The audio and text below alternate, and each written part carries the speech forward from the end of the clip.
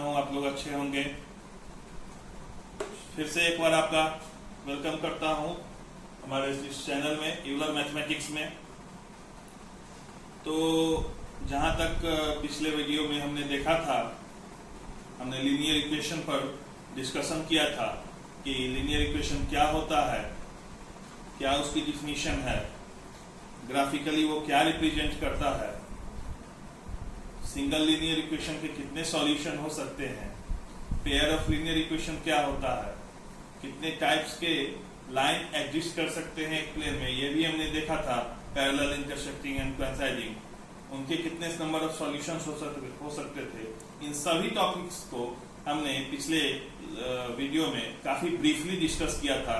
Graphical approach भी आप लोगों के साथ मैंने डिस्कस किया, फिर से अलजेब्राइक अप्रोच भी डिस्कस किया। हर तरह से मैंने आपको समझाने की कोशिश की। आइए आज देखते हैं, we will see 3 algebraic methods to solve the pair of linear equation। मतलब दिए गए पेयर ऑफ लीनियर इक्वेशन को सॉल्व करने के लिए 3 algebraic मेथड्स का डिस्कशन हम लोग यहाँ करेंगे। ओके, तो कंटिन्यू करते हैं हम लोग। तो हमारा टॉपिक था linear equation, algebraic methods to solve pair of linear equation। क्या है? algebraic methods to solve pair of linear equations।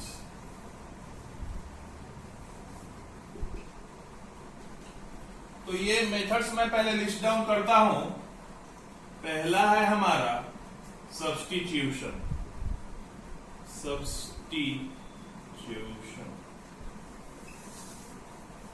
Second है एलिमिनेशन,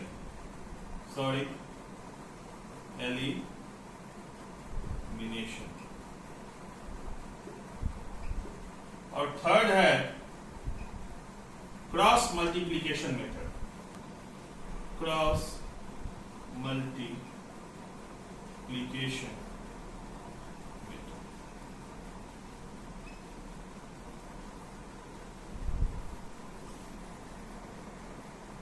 ओके, यही 3 मेथड्स है हमारे जिससे कि हमें पेयर ऑफ लीनियर इक्वेशन को सॉल्व करना है। तो फर्स्ट आप इसको नोट डाउन कर लीजिए। हमारा फर्स्ट मेथड है friends substitution method to solve pair of linear equation. इसके नाम से ही क्लियर है फ्रेंड्स, सब्स्टिट्यूशन मतलब क्या होता है कि किसी एक वस्तु, किसी एक सब्सटेंस के जगह दूसरे सब्सटेंस को पुटअप करना। ओके, जैसे आज हम लोग बहुत सारा सब्स्टिट्यूट यूज करते हैं।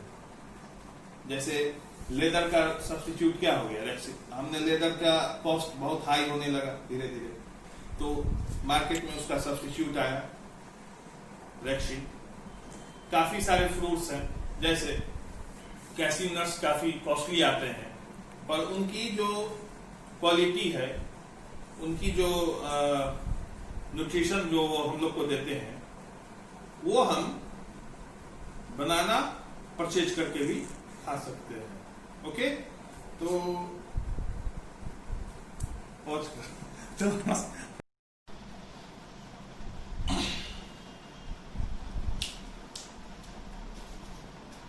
हेलो फ्रेंड्स, कैसे हैं आप सब? I expect that you guys are good.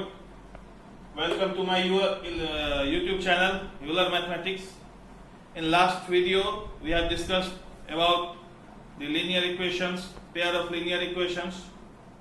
We have discussed so many topics such as linear equation, definition of equation, definition of linear equation, general form of linear equation, graphical representation of linear equation, solution of linear equation, pair of linear equation, solution of pair of linear equation, how can we solve pair of linear equation graphically, or what actually they represent point of intersection of two lines is known as solution of pair of linear equation. We have discussed how could three lines can exist in a plane, either parallel, coinciding, or intersecting. We have discussed about them briefly, very broadly in our last class with both graphical approach and algebraic approach. Now we have to study some methods to solve pair of linear equation. Okay, I will note down these methods here and then we will discuss on them one by one accordingly. Okay.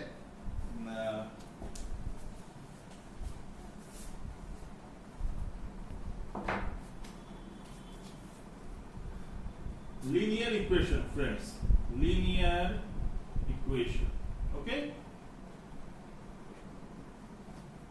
We have to list down the methods which we will use to solve pair of linear equation. Pair of linear equation. Methods. Okay. Our first method is substitution. Okay. Our second method is elimination. Okay. And our third method is cross multiplication. What? Cross multiplication. Okay. These are the three methods which we will use in our given chapter in our class 10 syllabus. And first you guys note down this and then I will discuss. हमारा topic है, पहला method है substitution. Substitution मतलब होता है to substitute. किसी एक material के जगह जब हम दूसरा मटेरियल यूज करते हैं, that is known as substitution. जैसे एग्जांपल आप ले सकते हैं, आज मार्केट में लेदर का कॉस्टिंग काफी हाई हो गया है, तो हम लोग उसके सब्स्टिट्यूट के तौर पर रेक्सिन का यूज कर रहे हैं ताकि कॉस्टिंग भी कम हो जाए और हमारा काम भी चल जाए. उसी तरह कॉस्टली फूड आइटम्स की जगह हम लोग चीपर फूड आइटम्स यूज कर रहे हैं. ओके, ताकि न्यूट्रिशन भी वही रहे और हमारा कॉस्ट भी कम लगे. Substitution. Now we will see that what is the meaning of this term in here in mathematics or in pair of linear equation. तो friends, हम लोग एक pair of linear equation लेंगे और same linear equation को with substitution solve करेंगे, with elimination solve करेंगे and with cross multiplication solve करेंगे. Okay, then we will understand that what is the difference between these methods and which method will be most economical or most good for our approach. Okay, तो first हमारा equation है 5x plus 3y is equals to, one second friends, 5x plus 3y equals to 35. Okay, and second equation है 2x plus 4y equals to 28. 2x plus 4y equals to 28. Okay, ये हमारा first equation है, ये second. Okay, तो यहां पर substitution का meaning है फ्रेंड्स कि यहां पर पहले हम लोग जानते हैं वेरिएबल क्या क्या है. What is our variable? हमारा वेरिएबल है यहां क्या? x and y. Here x and y. Okay, तो ये वेरिएबल है, ये वेरिएबल. इस दोनों में से आइदर आप x की वैल्यू निकाल लें और इस पर पुट कर दें, आइदर आप y की वैल्यू निकाल दें और किसी दूसरे पर पुट कर दें. ओके, जैसे मैं करके दिखाता हूं पहले, तब चीजें और आपको क्लियर होंगी. अगर इसे मैंने इक्वेशन सेकेंड ले लेते हैं हम लोग, ओके, और इसे अगर फर्स्ट इक्वेशन मान लेते हैं, तो अगर सेकेंड इक्वेशन से ऑपरेट करना शुरू करते हैं फ्रेंड्स, ध्यान से देखिएगा. आप एक एग्जांपल अगर अच्छे से समझ गए तो पूरा का पूरा सब्स्टिट्यूशन क्लियर हो जाएगा आपका. आपको केवल वर्ड प्रॉब्लम पर अप्रोच करना है कि उसका इक्वेशन कैसे बना लेना है. फर्दर सब्स्टिट्यूशन में हर जगह सेम वर्क होता है. ओके, यहां से हम लोग x की वैल्यू निकालने की कोशिश करते हैं। ओके, तो हमारा इक्वेशन क्या है? This is 2x plus 4y equals to 28। हम लोग इसको लिख सकते हैं x plus 2y equals to 14। Okay, ये हमारा एक इक्वेशन आ सकता है। इससे 2 से 2 हमने कॉमन ले लिया दोनों साइड। यहां से अगर हम x की वैल्यू निकाल लें तो क्या आ जाएगा? 14 माइनस 2y। अंडरस्टूड? यहां से बस हमने इसको RHS में ट्रांसफर किया। इसे अब हमने इक्वेशन थर्ड का नेम दे दिया। ओके फ्रेंड्स, आप लोग इसको नोट डाउन कीजिए।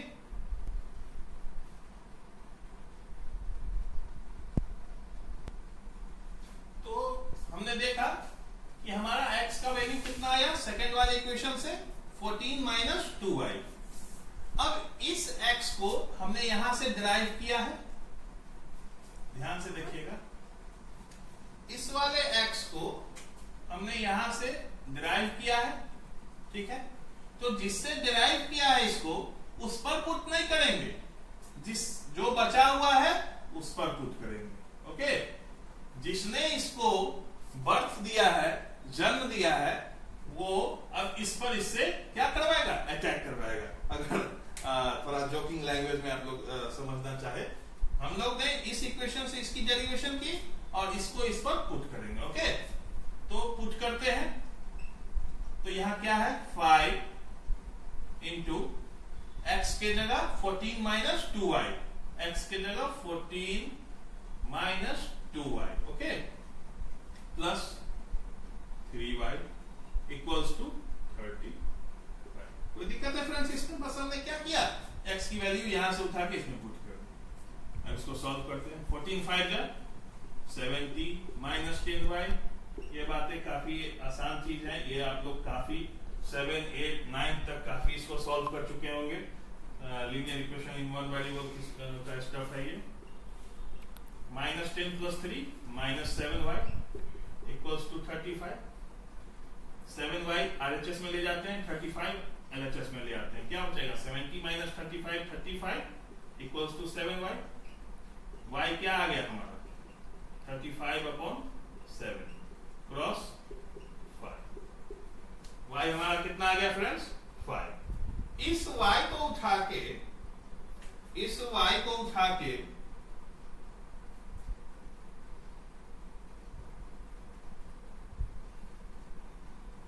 इस x में पुट करते हैं। तो वही हमें क्या फाइंड करना था? x और y। सॉल्यूशन किसी भी दो पेयर ऑफ लीनियर इक्वेशन का क्या? जहां पे वो इंटरसेक्ट करे, यानी जिस पॉइंट पे, तो उसका x और y कोऑर्डिनेट फाइंड कर दे। तो हमने y तो मिल गया है, बस x निकालना है। आइए x भी निकाल लेते हैं हम लोग। x क्या है? 14 minus 2y। x equals to 14 minus 2y। Okay, तो फिर से x 14 माइनस 2, y क्या मिला है? 5।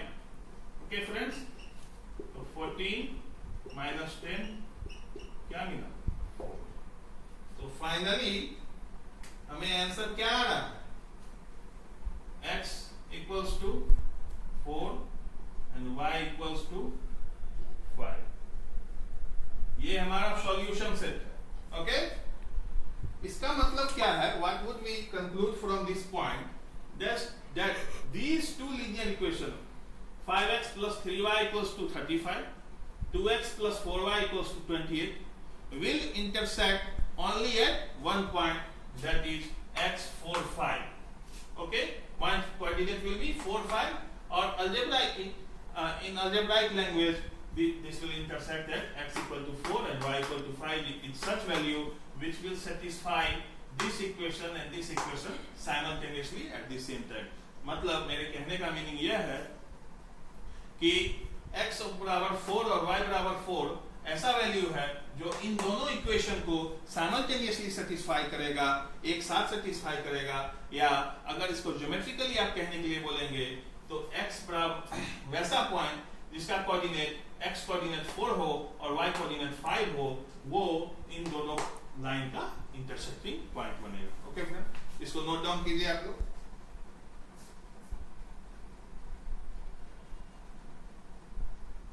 मेथड से बारी बारी से सॉल्व करके देखेंगे ताकि हमें क्लियर हो जाए कि सब्स्टिट्यूशन क्या है, एलिमिनेशन क्या है और क्रॉस मल्टीप्लिकेशन क्या है। ओके फ्रेंड्स, तो आइए सबसे पहले तो एलिमिनेशन का मीनिंग समझते हैं कि क्या है एक्चुअल में एलिमिनेशन।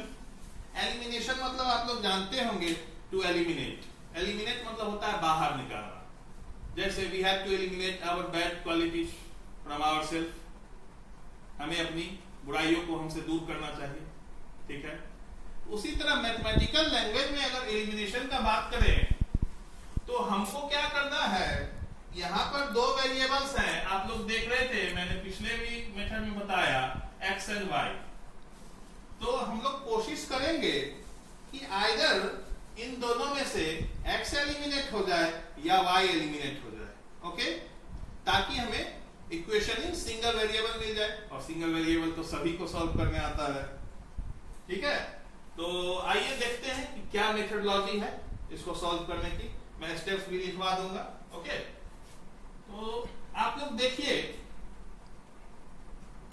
यहां से 5x plus 3y equals to 35 है, ठीक है फ्रेंड्स, और 2x plus 4y equals to 28। तो ऐसी हम लोग को सेटिंग करनी है ताकि या तो x का कोफिशिएंट बराबर हो जाए या y का कोफिशिएंट बराबर हो जाए, ओके। हमें ऐसी मल्टीप्लिकेशन करनी है, डिवीजन करनी है, जिससे कि आइदर x की कोफिशिएंट बराबर हो जाए आइदर और y की कोफिशिएंट बराबर हो। तो देखते हैं हम लोग को यहां पे दोनों फेवरेबल नंबर है, तो हम लोग y को लेके चलते हैं, ओके फ्रेंड्स। तो अगर इक्वेशन 1 में in both LHS and RHS हम लोग 4 से मल्टीप्लिकेशन कर देते हैं। आइए देखते हैं मैं क्या कह रहा हूं। इक्वेशन 1 में हमने इसको 1 माना था, इसको 2, तो हमारा ये थर्ड इक्वेशन है। अगर इक्वेशन 1 में 4 से, यहां पहले लिखेंगे मल्टीप्लाइंग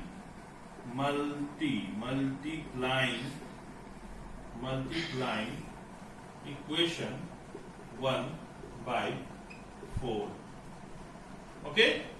हम क्या कर रहे हैं, 4 से मल्टीप्लाई कर रहे हैं। तो आइए करते हैं 4 इंटू 5x प्लस,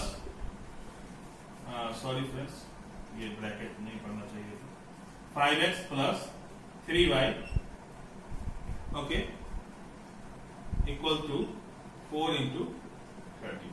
हमने दोनों साइड 4 की मल्टीप्लीकेशन की, कोई फर्क नहीं करता है क्योंकि इक्वेशन में दोनों साइड सेम थिंग से मल्टीप्लीकेशन या डिवीजन होने से उस इक्वेशन पर इम्बैलेंसिंग नहीं होती है, ये बात हम लोग जानते हैं। आइए मल्टीप्लाई करते हैं, क्या होगा 4 5 20x plus 12y equals to 35 4 जा 34 जा 120, 5 4 जा 120 140, ओके। तो इसको हम लोग x plus b y minus plus c के फॉर्म में ले आते हैं। आप लोग जानते होंगे 20x plus 12y minus 140 equals to 0। तो ये हमारा एक और इक्वेशन निकल गया यहां से, that is equation number 3, okay. इतना आप लोग नोट डाउन कीजिए।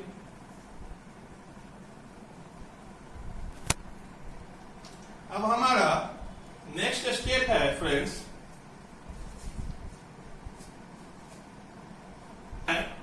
कि हमने इक्वेशन 2 को बाय 3 मल्टीप्लिकेशन करनी है बोथ साइड, ओके फ्रेंड्स। तो मल्टीप्लाइंग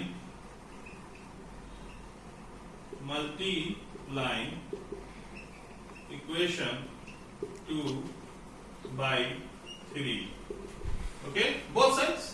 तो जब भी होगा मल्टीप्लिकेशन तो दोनों होगा, नहीं तो दोनों साइड होगा, नहीं तो इम्बैलेंसिंग हो जाएगी, ओके फ्रेंड्स। तो आइए 3 से मल्टीप्लिकेशन करते हैं। 3 dot 2x plus 4y equals to 28, ठीक है फ्रेंड्स, इंटू 3, सॉरी, इतना में कोई दिक्कत, बस हमने 3 से मल्टीप्लिकेशन की है। आइए सॉल्व करते हैं। 6x plus 12y equals to 3 8 24, carry 2, 3 2 6, 2 8। इसमें तो कोई दिक्कत नहीं होनी चाहिए। अब इसको स्टैंडर्ड फॉर्म में ले आते हैं, -84 equals to 0।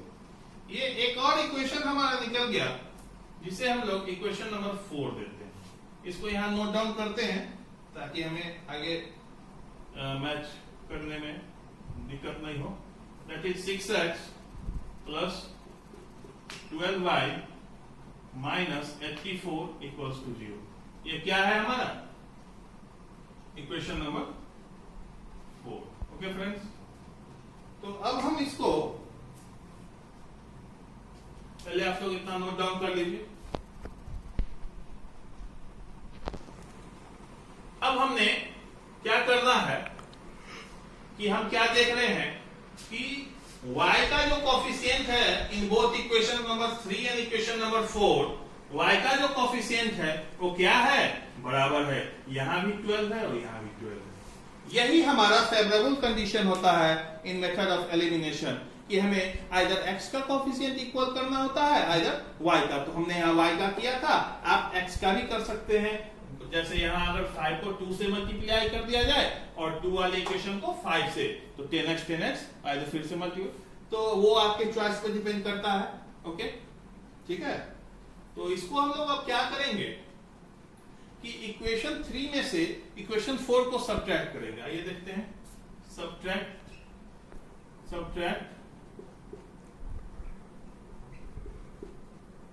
Equation 4, okay, from equation 3।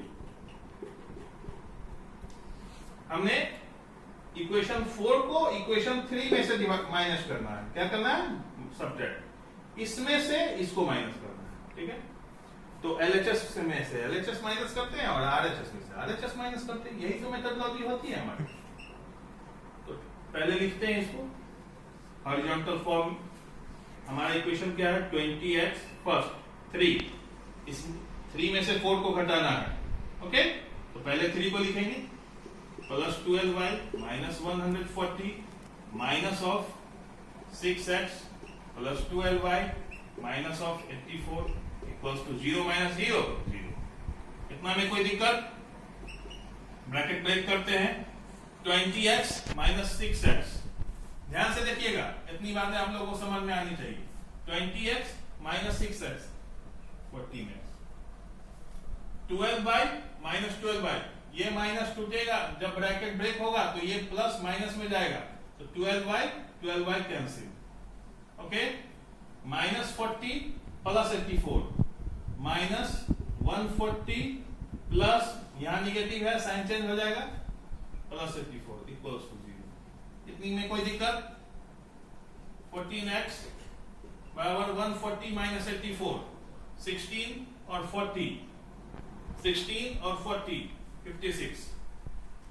ठीक है फ्रेंड्स, यहां से हमारा x की वैल्यू क्या आ गई, 56/50, दैट इज 4। ओके, हमारी x की वैल्यू क्या आ गई, 4। इस x को, इस वाले x को, इस x को हम किसी भी इक्वेशन पे पुट करेंगे और कॉरस्पॉन्डिंग y का वैल्यू फाइंड आउट करेंगे। इतना आप लोग नोट डाउन कीजिए